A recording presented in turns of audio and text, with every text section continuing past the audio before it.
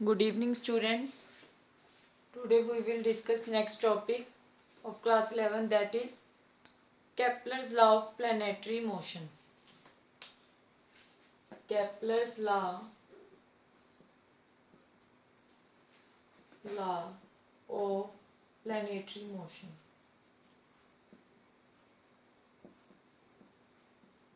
देखो केपलर ने 3 लॉ दिए थे आपको. Kepler first law, second law and third law. ठीक है, उसमें से जो फर्स्ट लॉ था, फर्स्ट लॉ के अकॉर्डिंग क्या है आपके पास, Kepler first law.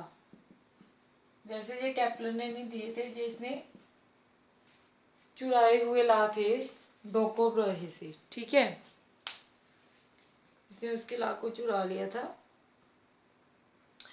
But Kepler के लॉ इनको माना जाता है. केपलर फर्स्ट लॉ के अकॉर्डिंग क्या है कि जितने भी प्लेनेट हैं वो रिवॉल्व कर रहे हैं around the sun in elliptical path. देखिए ये आपके पास सन है, जो ये किसी एक फोकस पे होगा. दिस इज द सन और ये किसी एक फोकस पे है, और प्लैनेट है जो, let this is the planet, ये रिवॉल्व कर रहा है एलिप्टिकल पाथ में. फर्स्ट लॉ के अकॉर्डिंग क्या है, planet revolves around the sun in elliptical paths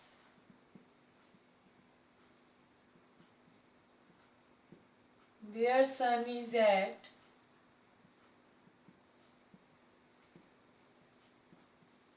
one focus of the ellipse. Sun किसी एक फोकस पे होता है एलिप्स के. ठीक है,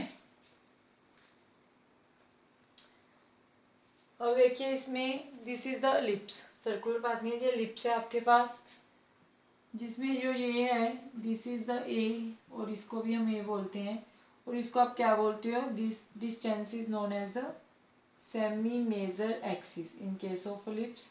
और ये पूरा हमारे पास कितना हो जाता है 2a, और इसको आप क्या बोल दोगे, मेजर एक्सिस. सिमिलरली ये वाला डिस्टेंस है आपका, ठीक है, this distance is B. Similarly जो नीचे डिस्टेंस है, this distance is again B, और इसको हम क्या बोलते हैं, इस डिस्टेंस को, जो ये ऊपर वाला है, जैसे ये मेजर एक्सिस है, ये होती है आपके पास semi minor axis. Semi minor axis, ये सेमी माइनर एक्सिस, और ओवल आर्क को आप क्या बोलोगे, माइनर एक्सिस. अब देखिए जो यहाँ पे आपके पास पॉइंट होता है, इसके कोऑर्डिनेट आते हैं ए ई कोमा 0. सिमिलरली यहाँ पे जो पॉइंट है इसके कोऑर्डिनेट होंगे माइनस ए ई कोमा 0. ये डिस्टेंस आपका ए ई है.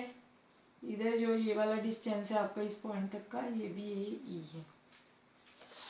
एलिप्स के लिए ये इंफॉर्मेशन आई थिंक अब है काफ़ी आपके लिए. दूसरा इसकी इक्वेशन होती है x square upon a square plus y square upon b square is equal to 1. जैसे सर्कल के लिए होती है आपके पास x square plus y square is equal to a square. This is for circle and this is for ellipse. ठीक है, और इसमें एक होता है असेंट्रिसिटी, जिसको आप ई से डोनेट करते हो. असेंट्रिसिटी आपको क्या बताता है कि हमारे पास देखिए सर्कुलर पाथ से ये कितना चपटा हुआ है. एलिप्स कब बनता है, जब सर्कल को आप क्या कर देते हो, प्रेस कर देते हैं, दबा देते हैं, तब हमारे पास क्या आती है, एलिप्स शेप आती है. That is our eccentricity. अब जो असेंट्रिसिटी की वैल्यू होती है, ई की वैल्यू, वो 0 और 1 के बीच में लाई करती है. क्लियर है. अगर आपके पास जो ई की वैल्यू है, अगर ये 0 की तरफ जा रही है, तब हमारे पास सर्कुलर पाथ होगा. ठीक है, अगर ये 1 की तरफ आ रही है तब क्या होगा, एलिप्टिकल. क्लियर है. अगर 0 की तरफ है तब सर्कल, अगर 1 की तरफ है तब क्या है, elliptical. This is all about the Kepler first law. ठीक है, और देखिए सेकंड लॉ क्या बोल रहे हैं आपके पास. According to Kepler second law क्या है,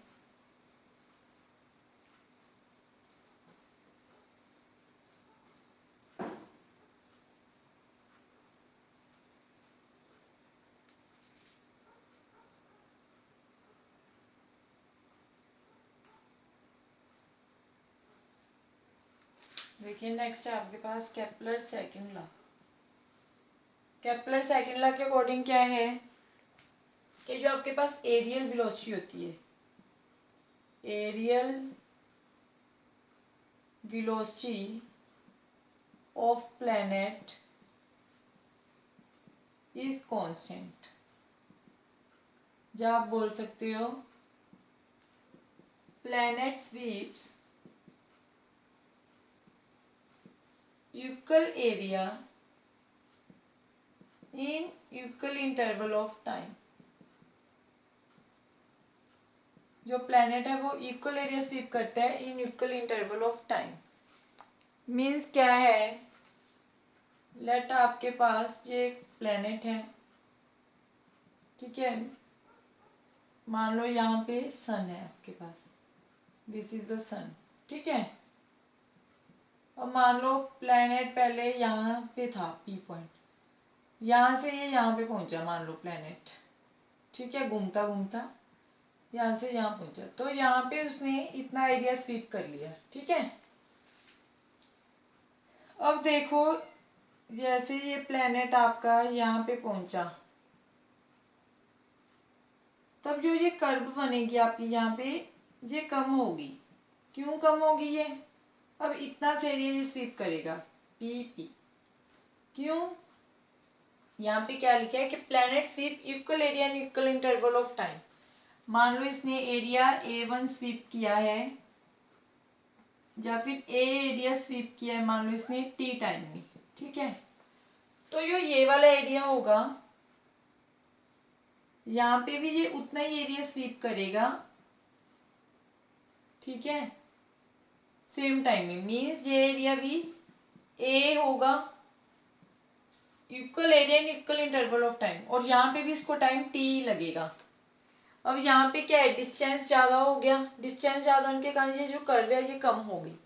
यहाँ पे कर्व क्या थी आपके पास, ज़्यादा थी, बट जो वेलोसिटी होगी वो यहाँ पे ज़्यादा होगी। लेट यहाँ पे वेलोसिटी इसकी v1 है, यहाँ पे वेलोसिटी v2 है। v1 वेलोसिटी आपकी ज़्यादा होगी v2 से, आते आते दूर होते होते जितना मतलब सन के पास प्लेनेट है उतनी उसके पास वेलोसिटी भी क्या होगी, ज़्यादा होगी। उतना स्पीड से ये कवर अप करेगा उस एरिया को। जितना ये सन से दूर जाएगा, दूर जाते जाते इसकी वेलोसिटी भी क्या होती जाएगी, कम होती जाती है, ठीक है। मीन्स मान लो अगर इसने यहाँ पे हम मान रहे हैं कि छोटा सा एरिया डी ए स्वीप किया D2 टाइम में, dt टाइम में, तो ये क्या रहना चाहिए, कांस्टेंट रहना चाहिए। या फिर आप इसको ऐसे भी देख सकते हो, मान लो ये ठीक है एलिप्स है, लेट यहाँ पे आपके पास सन है, मान लो पहले इसने इतना एरिया कवर किया, ठीक है, और ये एरिया मान लो A1 ले रहे हो आप T1 टाइम में, और V1 वेलोसिटी है। फिर मान लो ये प्लेनेट आपका यहाँ पे पहुँच गया किसी पोजीशन पे, ठीक है, P डैश मान लो। फिर मान लो ये यहाँ से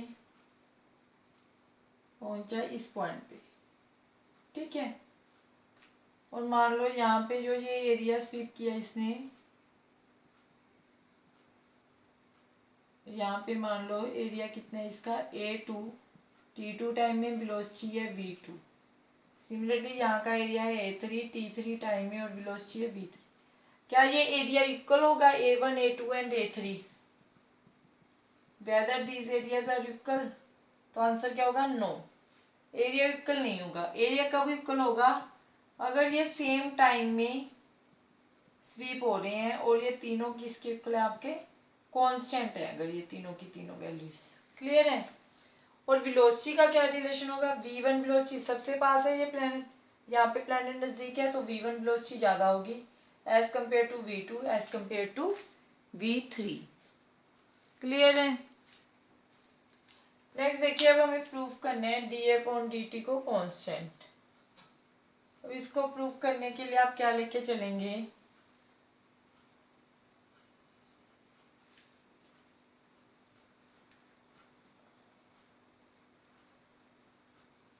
हम क्या मान के चल रहे हैं, मान लो यहाँ पे क्या है हमारे पास,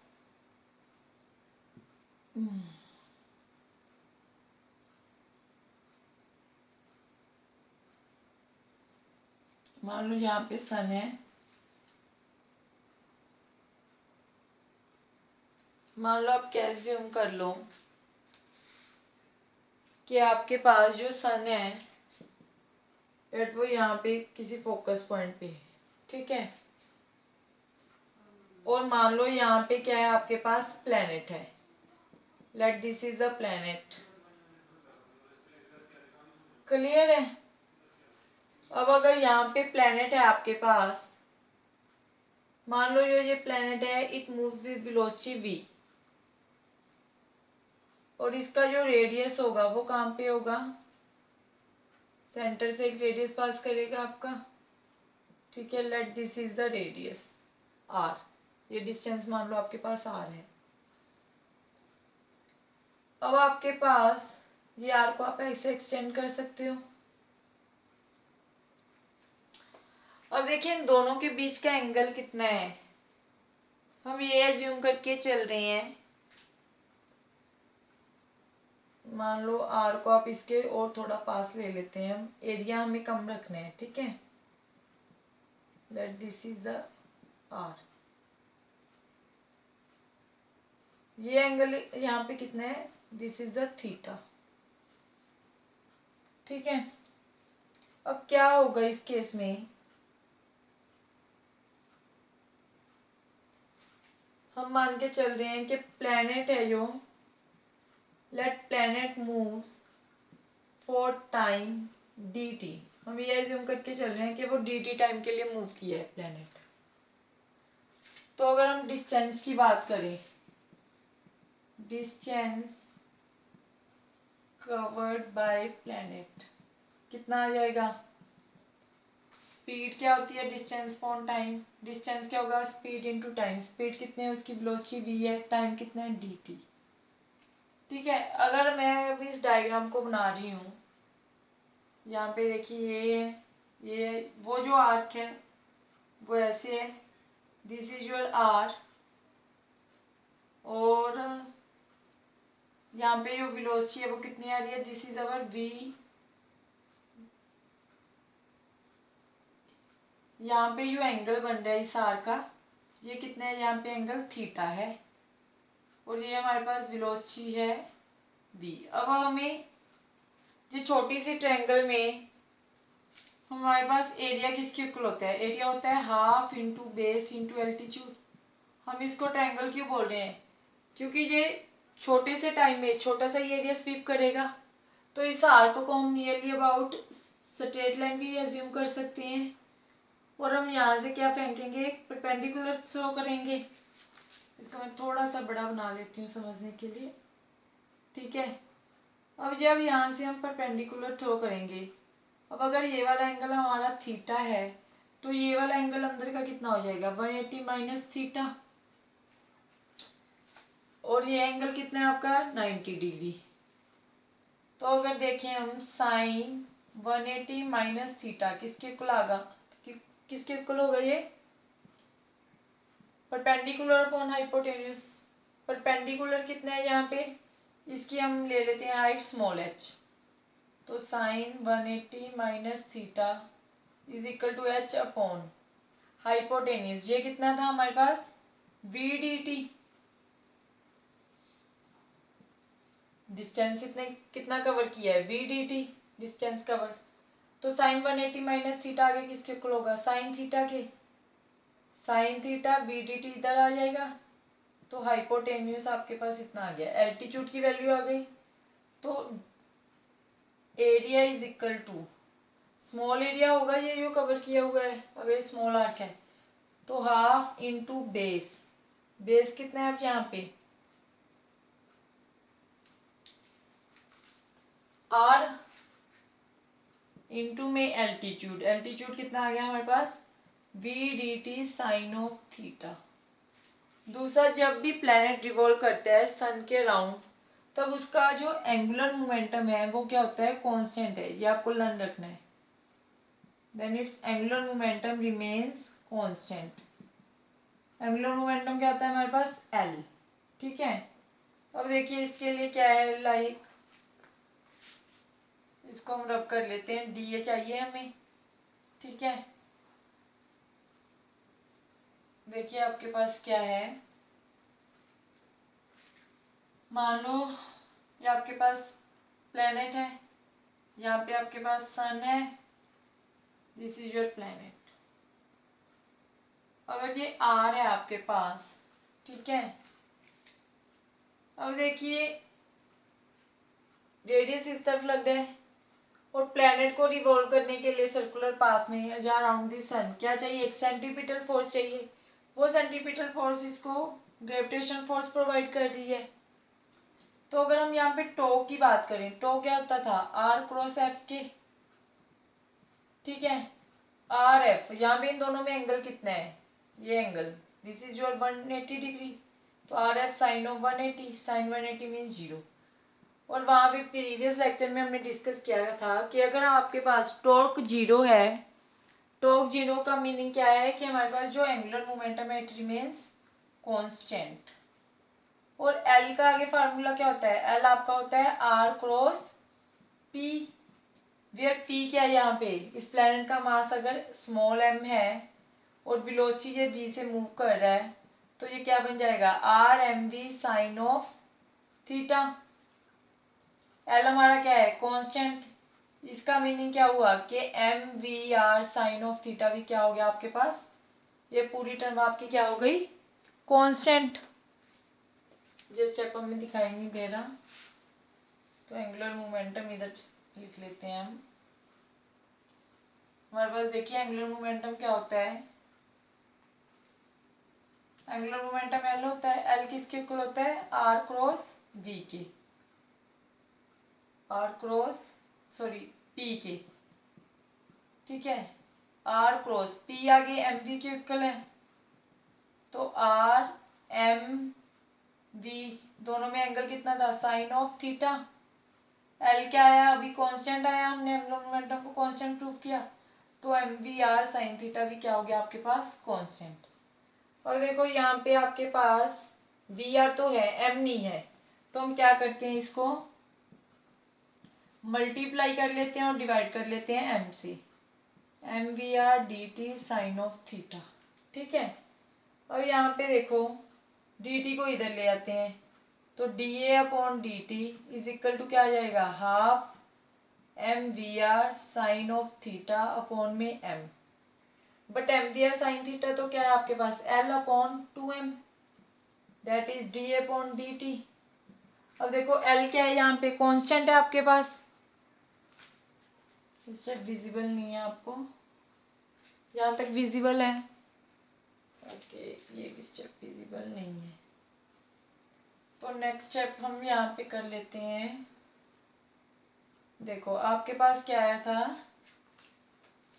डी ए डी टी को मैं इधर ले, D A upon D T is equal to क्या बन जाएगा, half M we R upon M sine of theta, but ये तो क्या है, M we are sine of theta, ये तो अभी एल आया था, L upon 2m, that is D upon D T, but L क्या है, कांस्टेंट, 2 भी कांस्टेंट है, मास भी प्लैनेट का कांस्टेंट रहेगा, तो इसका मीनिंग क्या हुआ, डी अपॉन डी टी हमारा क्या प्रूफ हो गया, कांस्टेंट की। ये तो हमारा डेफिनेशन है कि एरियल वेलोसिटी जो प्लैनेट की वो कांस्टेंट रहती है, ठीक है, या फिर प्लैनेट इक्वल एरिया स्वीप कर रहा है in equal interval of timing, that is D upon D T is equal to constant. Clear है। अब देखिए नेक्स्ट क्या है आपके पास, केपलर थर्ड लॉ।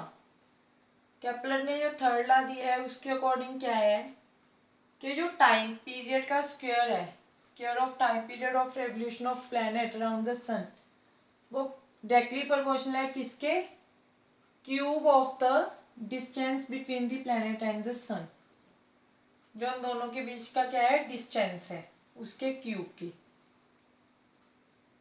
अब देखिए केपलर थर्ड लॉ क्या है, इसके अकॉर्डिंग क्या है कि जो टी स्क्वायर होता है वो डायरेक्टली प्रोपोर्शनल होता है आर क्यूब के। अब ये लग सकते हो T1 अपॉन T2 का स्क्वायर है, डायरेक्टली प्रोपोर्शनल आ जाएगा R1 अपॉन R2 के क्यूब की। कि अगर आपके पास मान लो ये सन है, ठीक है, यहाँ पे कोई प्लेनेट है लेट, इसका डिस्टेंस है R1, अगेन यहाँ पे मान लो एक प्लेनेट और रिवॉल्व कर रहा है,